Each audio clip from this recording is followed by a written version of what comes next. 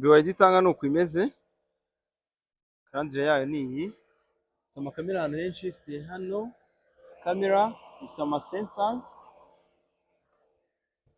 reba itara ryayo, ariko n'iyi ni sensa, ije gutya, kamera hano, 360 kamera, inside isa gutya, muri interior yayo, indi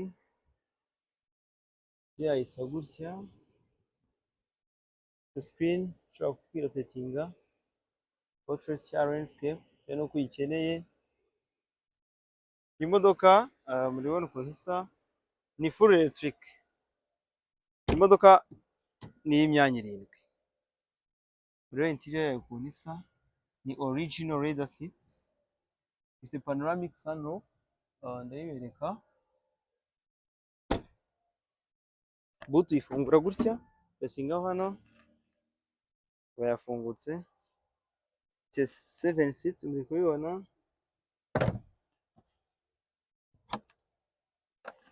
Uko imeze, imyanya y'inyuma, charge cable iba hano,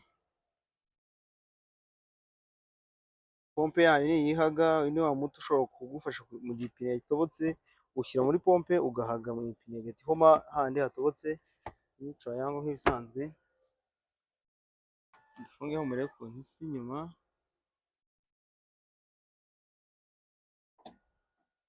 This is the lock. Ni uku BYD itanga isa inyuma.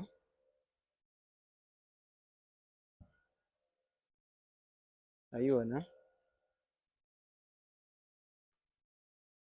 Charging port yayo imeze gutya. Noneho reka nze tuganire ibindi murebe iby'imbere, muri ama option y'imbere. Option y'imbere ashoboka. To the right.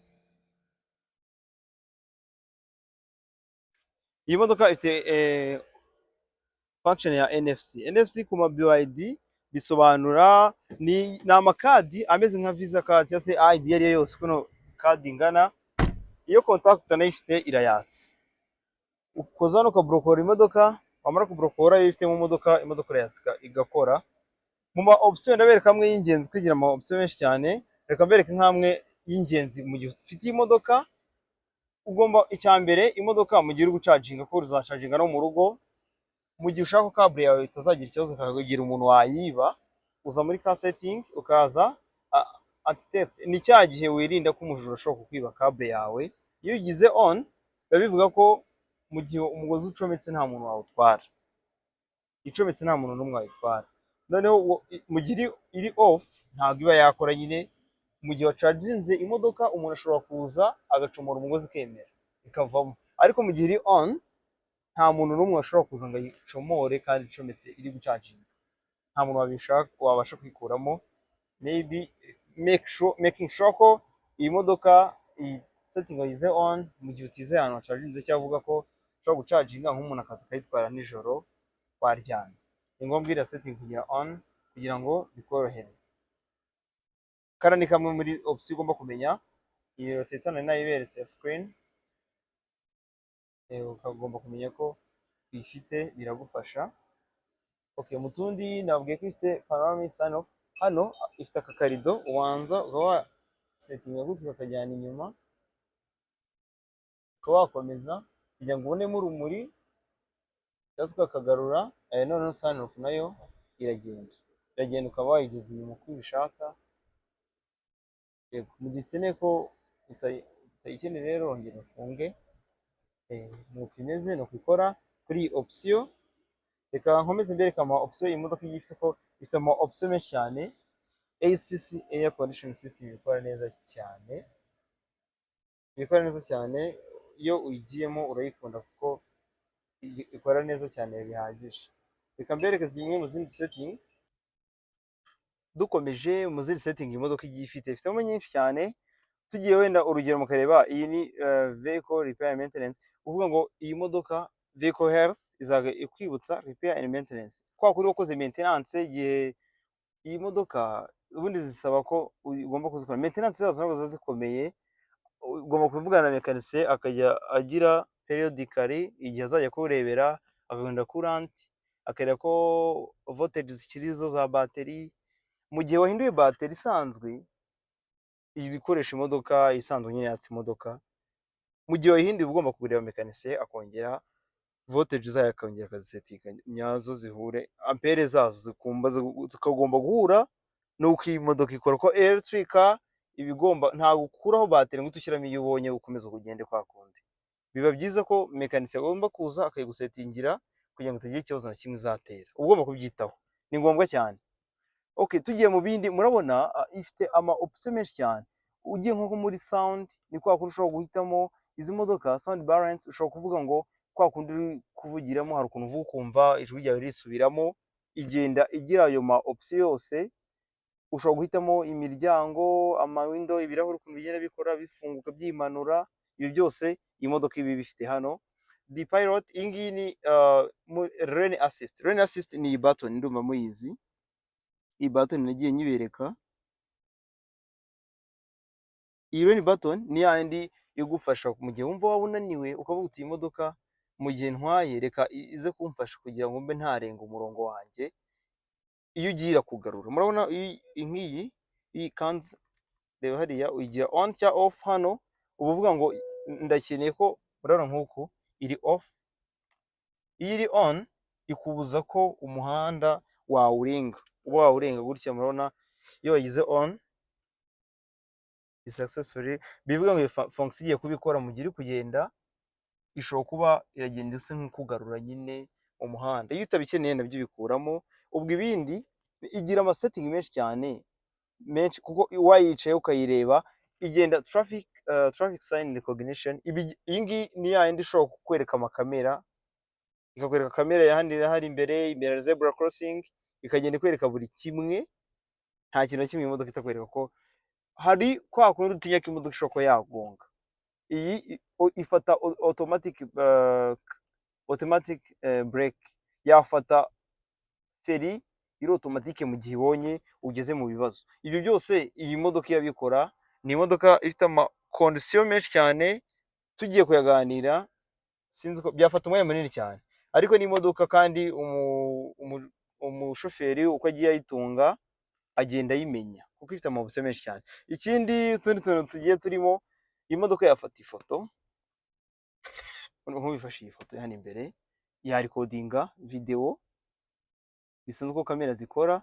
Ibi byose biri mu setting igenda iba yakora, kuko buri kimwe cyose kigiye kirimo, nta kintu kimwe imodoka itakora mu ma option. Ifite ama option menshi cyane menshi. Ikindi ushobora gukontorora amakamera uko imodoka yawe ihagaze uri kuyibona. Ushobora uti ndashaka kureba imbere hayo gusa, ngahari imbere hakwereka, inyuma ndahakwereka, mu ruhande hano kwa shoferi ihita ikwereka ukuntu uko hameze. Iyi ni imodoka yaparitse iruhande murayibona nira y'umweru, ihita ikwereka hano mu ifoto. Okay, washaka kureba hirya ngiriya y'umukara ihakwereka, kwereka naho ipine yawe igarukira nyine. Murabona ipine, murabona ko ndi gukata vola, urabona ko ipine ikwereka ko uri gukata, wagarura byose irabigenda bikwereka. Izi ni imodoka zigezweho. Image y'imbere noneho kuri parashoke ni bya bindi, inyuma noneho ushaka kureba impande zose right na left, urabona irakwereka buri ruhande. Dore ngaha ibumoso, dore iburyo bw'imodoka. Iyi modoka yacu ni ahangaha. Iyi modoka ifite ama option menshi cyane, ifite ama setting tutavuga ngo tuyarangize. Aya namwe y'ingenzi uko uyitwara nka shoferi cyangwa se nyirayo, igenda ikwereka ibindi, ikwereka ibindi byinshi cyane, uzagenda ubyiga. Ifite voice assistant, ni kwa kuri iyi command ibyo ushobora kubibwira imodoka, urayikomanda ukayibwira ikabyumva. Iyi modoka ifite ama option menshi cyane, ayo namwe y'ingenzi. Izi modoka rero muri Dubai Body turazicuruza. Dufite ama BYD tank, dufite ama BYD Sun Plus. Reka mbere Sun Plus dufite hano kugira ngo murebe nayo, ntabwo tubicamo, turacaho ku mayange muri duke. Reka mbere akavido k'iyo Sun Plus kugira ngo umukiriya uri interested nayo yaza akayireba. Sun Plus dore nuko imeze. Iyi ni imodoka ya 2024, yo ni imyanya 5, ntabwo itwara abantu 7, itwara abantu 5, nuko imeze. ni original black. Mfungure murebe iyi contact, murabona ukisigezaho ifite ene ya NFC nayo, bivuga ngo yakishwa na kadi yayo irahari nayo, tuguha contact tukaguha na kadi yayo. Interior yayo ni ukwisa, interior ya Raider City isa gutya, interior nziza. Start button yayo ni iyi, ukiyatsa uyatse. Imodoka imaze kugenda ibirometero 31,000. Urabibona rero ukuntu imeze. Fungure murebe na kapo murebe ukuntu imeze.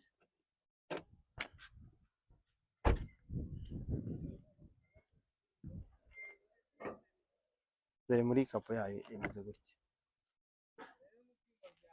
System ni uko imeze y'amashanyarazi itwara imodoka ni iyi, ni ya battery isanzwe.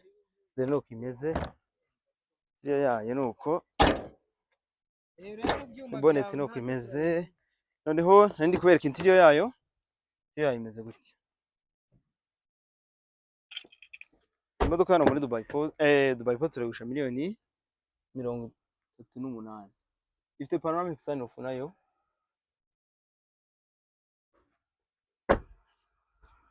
Imodoka rero igezweho, ushaka kuza kuyireba twayiguha.